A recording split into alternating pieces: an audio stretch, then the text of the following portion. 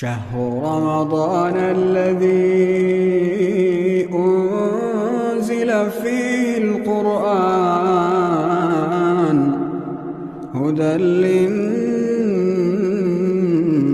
وبينات من الهدى والفرقان فمن شهد منكم الشهر فليصمه ومن كان مريضا. بسم اللہ الرحمن الرحیم. الحمد للہ رب العالمین والصلاة والسلام علی اشرف الانبیاء وسید المرسلین. اما بعد رب اشرح لی صدری ویسر لی امری واحلل عقدۃ من لسانی یفقہوا قولی. ربنا زدنا علما اللہم فقہنا فی الدین. محترم ناظرین، روزوں کے مسائل میں ہمارے سامنے آج چوتھا باب ہے جس کا عنوان چاند دیکھنے کے مسائل کے متعلق ہے. تو پہلا سوال ہمارے سامنے یہ ہے کہ رمضان المبارک میں روزے کب شروع کرنے چاہیے؟ تو جواب اس کا یہ ہے کہ رمضان المبارک کا چاند دیکھ کر روزے رکھنے چاہیے.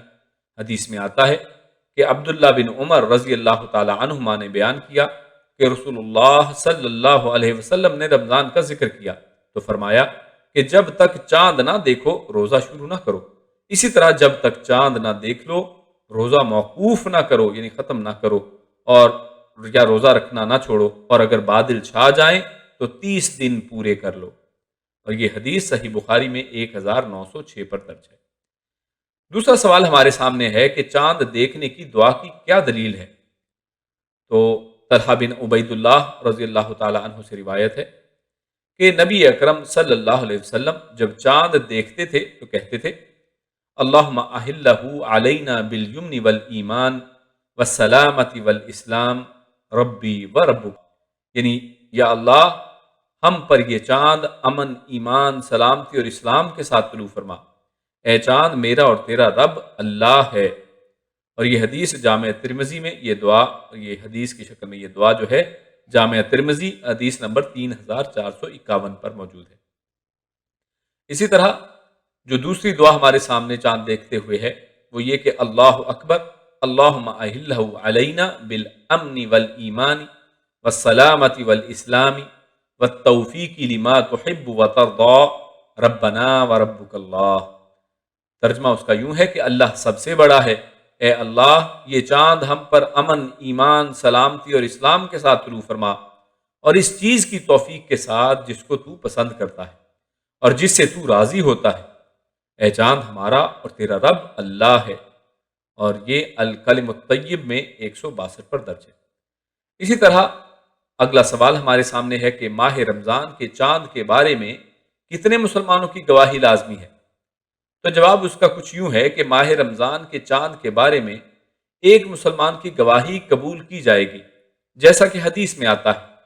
سیدنا عبداللہ بن عمر رضی اللہ تعالی عنہما کا بیان ہے کہ لوگوں نے چاند دیکھنے کی کوشش کی، بس میں نے رسول اللہ صلی اللہ علیہ وسلم کو خبر دی کہ میں نے دیکھ لیا ہے، تو آپ صلی اللہ علیہ وسلم نے روزہ رکھا اور لوگوں کو روزہ رکھنے کا حکم فرمایا. اور یہ حدیث صحیح ابو داود میں 2342 پر درج ہے. اور اگلا سوال ہمارے سامنے یہ ہے کہ کیا سعودی عرب کے چاند کو دیکھ کر روزے رکھے جائیں گے یا اپنے ملک کے چاند کے مطابق؟ تو اس کے جواب میں ایسا ہے کہ روزہ اپنے ملک کا چاند دیکھ کر رکھنا چاہیے. درج ذیل حدیث سے اس کی دلیل ملتی ہے. جناب قریب کہتے ہیں کہ سیدنا ابن عباس رضی اللہ تعالی عنہما کی والدہ ام الفضل بن حارث رضی اللہ تعالی عنہ نے مجھے شام میں سیدنا معاویہ رضی اللہ تعالی عنہ کے پاس بھیجا. چنانچہ میں شام آیا اور وہاں ان کا کام مکمل کیا اور رمضان کا چاند نظر آ گیا، جبکہ میں ابھی شام ہی میں تھا. ہم نے جمعہ کی رات کو چاند دیکھا، پھر مہینے کے آخر میں مدینے واپس پہنچا تو سیدنا ابن عباس رضی اللہ تعالی عنہما نے مجھ سے حال احوال پوچھے اور چاند کا ذکر کیا کہ تم نے اسے کب دیکھا تھا؟ میں نے کہا میں نے اسے جمعے کی رات کو دیکھا تھا. انہوں نے کہا کیا تم نے خود دیکھا تھا؟ میں نے کہا ہاں، اور دوسرے لوگوں نے بھی دیکھا تھا. اور پھر سب نے روزے رکھے اور معاویہ رضی اللہ تعالی عنہ نے بھی روزہ رکھا. انہوں نے کہا مگر ہم نے اسے ہفتے کی رات کو دیکھا تھا، اور ہم روزے رکھیں گے اور پورے 30 کریں گے اپنی رویت کے مطابق، یا چاند دیکھ لیں. میں نے کہا کہ آپ معاویہ رضی اللہ تعالی عنہ کے چاند دیکھنے اور روزے رکھنے پر کفایت نہیں کریں گے؟ انہوں نے کہا نہیں، رسول اللہ صلی اللہ علیہ وسلم نے ہمیں ایسے ہی حکم دیا ہے۔ اور یہ حدیث سنن ابی داود 2332 پر ہے۔ اس کے بعد اگلا سوال ہمارے سامنے ہے کہ روزہ رکھ لینے کے بعد معلوم ہوا کہ شوال کا چاند نظر آ چکا ہے تو کیا کرنا چاہیے؟ تو نبی کریم صلی اللہ علیہ وسلم کے اصحاب میں سے ایک شخص سے روایت ہے، وہ کہتے ہیں کہ رمضان کے آخری دن لوگوں میں چاند کی رؤیت پر اختلاف ہو گیا، تو دو اعرابی آئے اور انہوں نے رسول اللہ صلی اللہ علیہ وسلم کے سامنے اللہ کی قسم کھا کر گواہی دی کہ انہوں نے کل شام کے وقت چاند دیکھا ہے۔ چنانچہ رسول اللہ صلی اللہ علیہ وسلم نے لوگوں کو افطار کرنے اور عیدگاہ چلنے کا حکم دیا، اور یہ حدیث سنن ابی داود 2339 پر درج ہے۔ اسی طرح اگلا سوال ہمارے سامنے ہے کہ رمضان کا چاند نظر نہ آ سکے تو احتیاطاً روزہ رکھا جا سکتا ہے؟ تو جواب یہ ہے کہ چاند نظر نہیں آیا تو شعبان کے 30 دن مکمل ہونے کے بعد روزے رکھے جائیں گے، جیسا کہ حدیث میں آتا ہے۔ ابو ہریرہ رضی اللہ تعالی عنہ سے سنا، آپ نے بیان کیا کہ نبی کریم صلی اللہ علیہ وسلم نے فرمایا، یا یوں کہا کہ ابو القاسم صلی اللہ علیہ وسلم نے فرمایا، چاند ہی دیکھ کر روزے شروع کرو اور چاند ہی دیکھ کر روزہ موقوف کرو، اور اگر بادل چھا جائیں تو 30 دن پورے کر لو۔ اور یہ حدیث صحیح بخاری میں 1909 پر درج ہے۔ اسی طرح عبداللہ بن عمر رضی اللہ تعالی عنہما نے بیان کیا کہ نبی کریم صلی اللہ علیہ وسلم نے فرمایا کہ مہینہ کبھی 29 راتوں کا بھی ہوتا ہے، اس لیے 29 پورے ہو جانے پر جب تک چاند نہ دیکھ لو روزہ نہ شروع کرو، اور اگر بادل چھا جائیں تو 30 دن کا شمار پورا کر لو۔ اور یہ حدیث صحیح بخاری میں 1907 پر درج ہے۔ اگلا سوال ہمارے سامنے ہے کہ رمضان کا چاند عموماً بڑا ہوتا ہے، کیا ہمیں 1-2 دن پہلے روزہ رکھ لینا چاہیے؟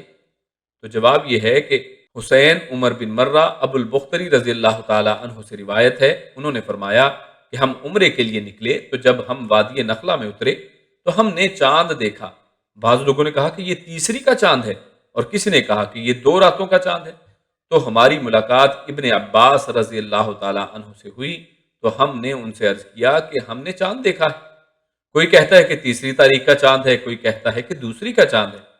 تو ابن عباس رضی اللہ تعالی عنہ نے فرمایا کہ تم نے کس رات چاند دیکھا تھا؟ تو ہم نے عرض کیا کہ فلاں فلاں رات کا۔